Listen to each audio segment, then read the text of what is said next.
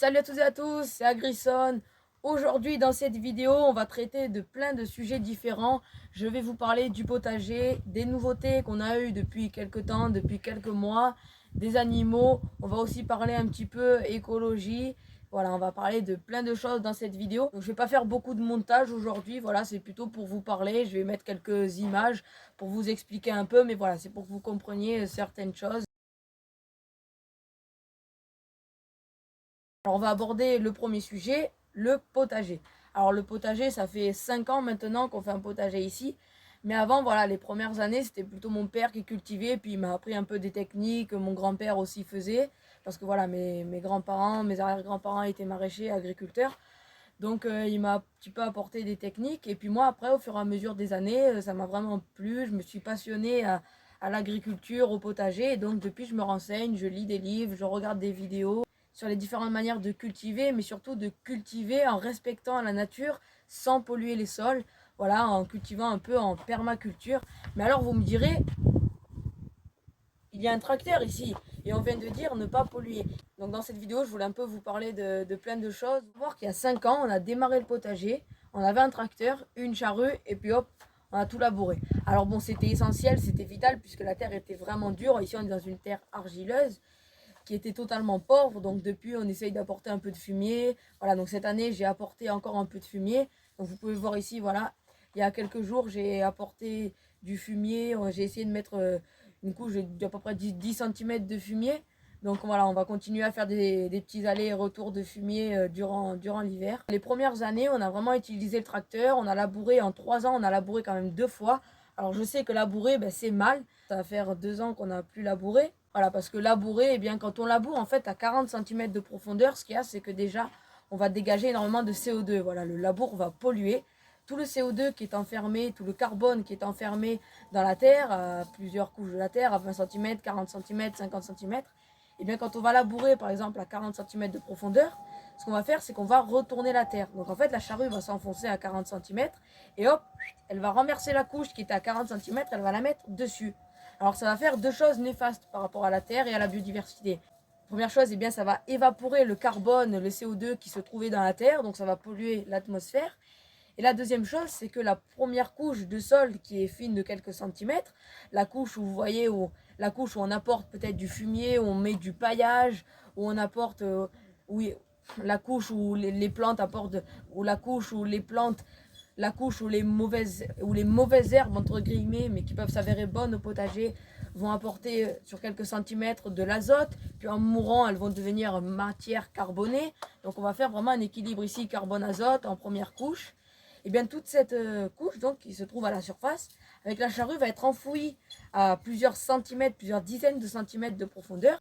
Et la couche qui se trouvait enfouie à 40 cm de profondeur, et bien, va se retrouver devant. Donc ça déjà, ben, ça pose un problème. On essaye de limiter, on va dire, cette charrue-là. On va plutôt utiliser des petits outils, ce qu'on pourrait appeler des grelinettes, ou alors des sortes de petites fourches, voilà, pour juste simplement ne pas retourner la terre, mais plutôt l'ameublir.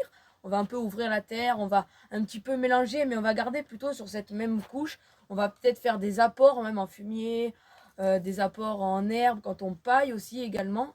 Donc voilà, déjà, ces premières années au potager, on n'avait pas trop d'expérience. Moi, donc je m'étais pas trop renseignée sur ce fait-là, mais depuis un petit moment, voilà, la permaculture, c'est quelque chose qui m'intéresse vraiment. Parce que moi, ce qui m'intéresse, c'est de préserver l'environnement, la nature. Donc j'essaye d'apporter de la biodiversité au potager. Et donc voilà, ces premières années-là, ben, quand on y repense, elles n'étaient pas forcément top au potager. Mais là, depuis plusieurs années, donc ça fait faire 2 ans qu'on n'a plus utilisé la charrue. Donc j'ai consacré un petit coin vers là-bas. Donc là, vous voyez à la vidéo, ici où j'ai créé un carré potager. Alors cet hiver, je vais en créer un deuxième, vous verrez. Mais cette partie-là, on va plus la toucher. Maintenant, je vais apporter que des paillages, que des engrais. Et vraiment, on va plus la toucher, même pas avec le tracteur. On va essayer de faire de plus en plus de carrés potagers. Voilà, pour faire une partie vraiment carré potager avec une bonne terre, une terre sableuse, une terre bien enrichie où on pourra cultiver par exemple les carottes, les navets, les radis, voilà ce que je cultive déjà ici, parce que voilà, c'est des légumes racines et donc ils ont besoin d'une bonne terre assez souple pour pouvoir, pour pouvoir pousser en fait à l'intérieur de cette terre. Hein. parce que dans une terre trop argileuse, trop dure, eh bien, ils ont du mal à, voilà, à pousser, à ancrer leurs racines dans le sol. Donc cette partie, maintenant, on va essayer de plus la toucher avec le tracteur. On va tout simplement la travailler à la main. On va arracher un petit peu les mauvaises herbes. On va faire des apports de fumier, de paillage. Ce que j'ai déjà fait, hein. Voilà, voilà, vous voyez les courges ici. Alors voilà, derrière, il y avait une petite forêt de maïs. Bon, elle a apparu comme ça un petit peu par hasard, hein. C'était des graines de l'année dernière qui, on va dire, on avait laissé du maïs de l'année dernière et les graines s'étaient éparpillées. Donc ça avait poussé une petite forêt de maïs. Donc bon, je ne les ai pas trop arrosés, voilà, je les ai laissés comme ça. Donc cette zone, on ne va plus la toucher. Par contre, l'autre zone que vous voyez maintenant ici en vidéo, eh bien cette zone-là, voilà, c'est la zone, on va dire, la plus longue, là où on fait souvent les pommes de terre, les tomates, les courgettes. Et donc c'est vrai qu'on fait tout le temps les tomates au même endroit, les pommes de terre au même endroit.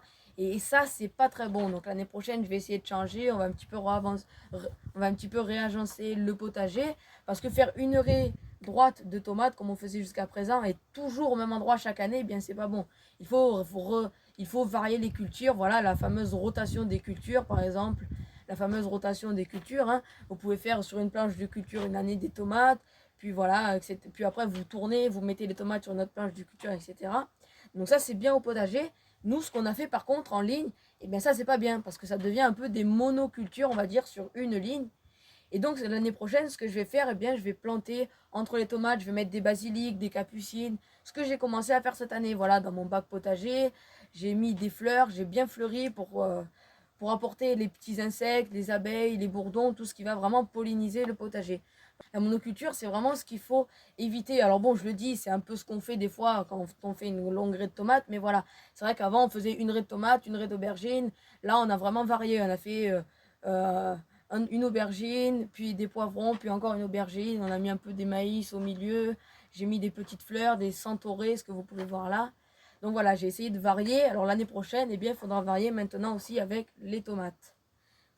Parce que le problème qu'il y a avec une monoculture, c'est que si vous avez une raie de tomates de 60 tomates par exemple en ligne, bah, si la première tomate a le mildiou, eh bien la deuxième va l'avoir, puis la troisième aussi. Puis au final, toute la raie va avoir la maladie. Alors que si vous faites, bon, ici un petit coin de tomate, puis vous l'entourez de basilic, vous l'entourez de fleurs, puis vous entourez de plusieurs cultures différentes, et puis après, juste un peu à côté, quelques mètres plus loin, vous refaites des tomates, bah, peut-être que la maladie va rester stoppée en fait entre les deux, parce que vous aurez fait d'autres cultures entre.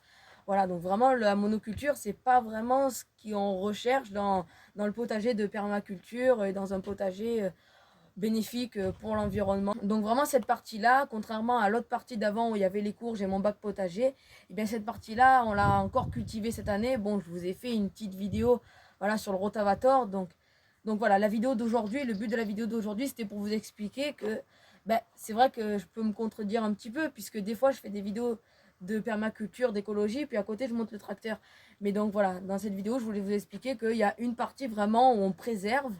Il y a 5 ans, il n'y avait aucune partie qu'on avait préservée. Et au fur et à mesure des années, l'année dernière, il y avait juste mon bac potager. Cette année, je vais garder toute cette partie-là à côté du bac potager. Puis l'année prochaine, et puis au fur et à mesure des années, on va essayer d'un petit peu, pourquoi un petit peu supprimer le tracteur. Voilà, le tracteur pourrait nous servir pour les travaux, par exemple, les travaux aux oliviers. Voilà, on a encore des élagages d'arbres autour des oliviers à faire. Donc pourrait très bien faire des transports de bois. On va aussi transporter du fumier. Voilà, le tracteur nous servirait plutôt pour ça. Mais là, on va essayer au fur et à mesure d'un petit peu supprimer les travaux du tracteur au potager. Quand on passe le rotavator, c'est des pales en fer en fait qui tournent et donc ça va totalement casser les mottes de terre, mais la terre, ça va la rendre poussière.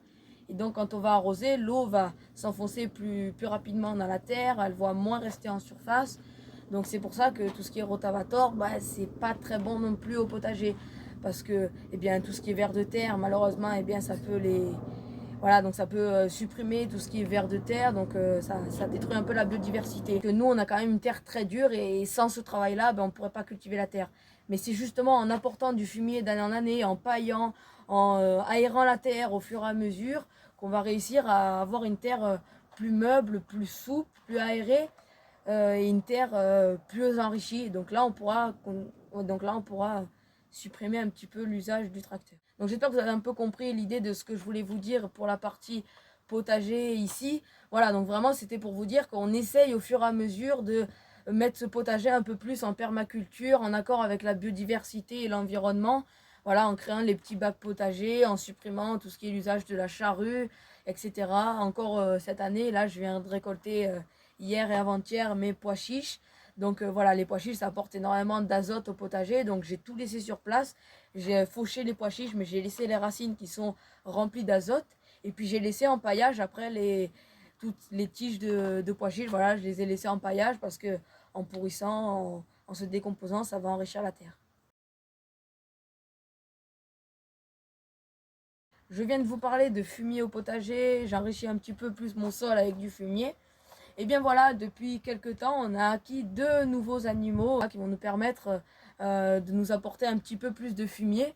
Deux boucs nains, vous pouvez les voir ici sur l'image. Un bouc nain assez classique, le marron. Et puis l'autre bouc, eh bien, c'est un angora voilà, qu'il faut tondre 2 fois par an. Alors à deux, ils ne vont pas apporter énormément de fumier, mais donc tous les mois, on pourra avoir une brouette de fumier. Et bien les boucs, ça nous débroussaille aussi gratuitement, naturellement, sans bruit et sans pollution. Vous pouvez voir ici, hop, on a fabriqué un enclos. Donc voilà pour les nouveautés des animaux qu'on aurait pu avoir. Et puis aussi, voilà, on a fabriqué un petit hangar ici. Bon, ça fait à peu près 1 an, mais je ne vous l'avais pas vraiment montré. Et puis derrière, on a aussi fait une petite planche, voilà, pour la réserve de foin et de paille pour les boucs. Donc voilà pour les nouveautés. Donc ça y est, c'est terminé pour cette vidéo explication et pour cette vidéo nouveauté. Donc vous voyez que j'essaye de me tourner petit à petit à un petit peu plus d'écologie au potager, au jardin. Je vais construire un nouveau bac potager. Je vais continuer de faire plein de vidéos, vous apporter plein de renseignements au fur et à mesure sur la permaculture, sur la biodiversité au potager, au jardin et ailleurs. C'était Agrison. Ciao!